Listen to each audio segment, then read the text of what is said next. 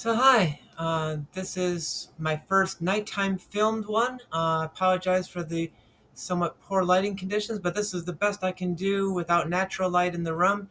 And I really wanted to get this done tonight before I went to bed. And what this is my very first year in review post. So I'm going to be talking in general about 1935, which is the year we just covered on our vlog.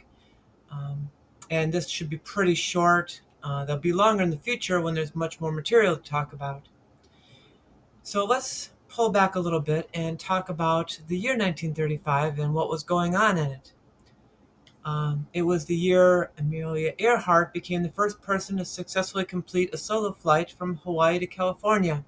Sir Malcolm Campbell became the first person to drive an automobile at 300 miles per hour. Howard Hughes set an airspeed record of just 352 miles per hour. The first airmail delivery over the Pacific Ocean happened from California to Manila. Parker Brothers began selling the board game Monopoly without endless variant editions. The first broadly effective antibiotic was in clinical trials. Radar was used to detect aircraft for the first time. The Social Security Act became law in the U.S. The Hoover Dam was finished. The world's first regularly airing television program began in Germany. Persia changed its name to Iran. This was the year when the first canned beer was sold in Virginia, to the joy of alcoholics for the next 90 years. Alcoholics Anonymous was started in Ohio. Richard Hopman was convicted and sentenced to death for the kidnapping and murder of Charles Lindbergh Jr.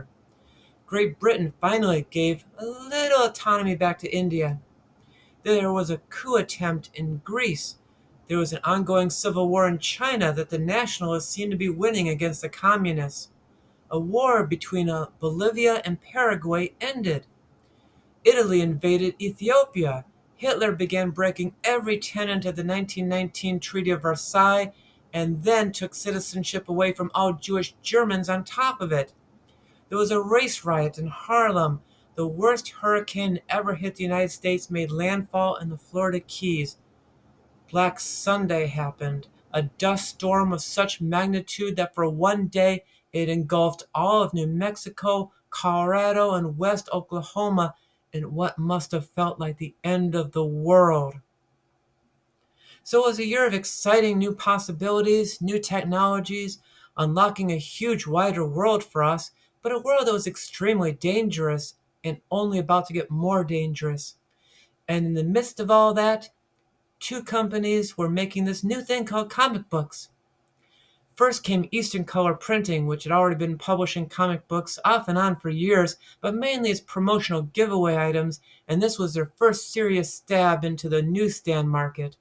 Their solo title, Famous Funnies, features reprints from the newspaper comic sections including Buck Rogers, Dixie Dugan, and Joe Palooka, and slowly experimented with adding new material like Bobby and Seaweed Sam. Following them was National Allied Publications, Major Malcolm Wheeler Nicholson's bold gambit to compete with all original material. Despite not making a lot of money off his first title, New Fun, Malcolm doubled down and started a second title, New Comics, becoming the first comic book publisher to have two concurrently published titles. At first, New Fun was an oversized comic book with one-page story installments and a lot of random filler, but by the time New Comics came around, Malcolm followed the example of Famous Funnies more closely.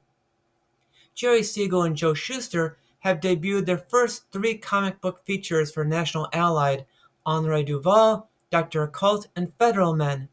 We are still 2.5 years from the debut of Superman, but all the players are already in place.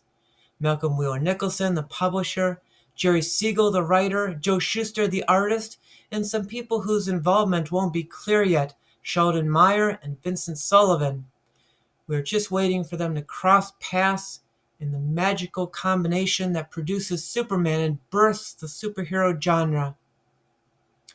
I've erred in not mentioning Vincent or Vin Sullivan until now. Vin started working on New Fun with issue number 6, the same issue as Joe Patterson, Jerry Siegel, and Joe Shuster.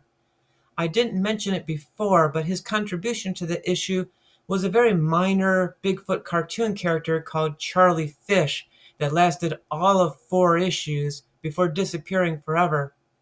What made Vin important is that by the next issue, he is already assistant editor and started drawing covers for the comics. And his importance to Superman, well, that's a story still waiting to be told. So I'll see you next time when we start 1936, and good night.